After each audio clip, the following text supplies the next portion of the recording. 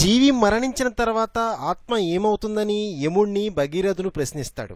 శరీరం నుంచి ఆత్మ బయటికొచ్చి పునర్జన్మిస్తుందని యమధర్మరాజు బదులిచ్చినట్లు అష్టాదశ పురాణాల్లో ఒకటైన నారద పురాణంలో పేర్కొన్నారు. అంతేకాకుండా అనేక జన్మల తర్వాత ఆత్మకు మోక్షం కలుగుతుందని వివరించాడు. ప్రస్తుతం పుట్టిన ఆత్మ మోక్షం సాధించడానికి తీవ్రమైన తపస్సు చేస్తుందని ధర్మరాజు తెలియజేశాడు. ఇద్దరి మధ్య జరిగిన సంభాషణలను నారద పురాణాలలో అత్యద్భుతంగా వివరించారు. ఆత్మకు చావు పుట్టుకలు ఉండవని, మానవులు మరణించిన తర్వాత అది మరొకరి శరీరంలోకి ప్రవేశిస్తుందని భగీరథుడికి తెలిపాడు. జీవితాన్ని చాలించి మరుజన్మ లేకుండా ఉండాలంటే ఏం చేయాలో పవిత్ర గ్రంథాల్లో పేర్కొన్నారు. మోక్ష సాధన కోసం ఈ నియమాలను పాటిస్తే ఖచ్చితంగా పునర్జన్మ ఉండదట.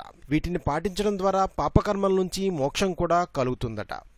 ఏకాదశి రోజున పరిమళభరితమైన పూలతో విష్ణువుని పూజిస్తే 10,000 జన్మల నాటి పాపాలు తొలగి పుణ్యం ప్రాప్తిస్తుందట.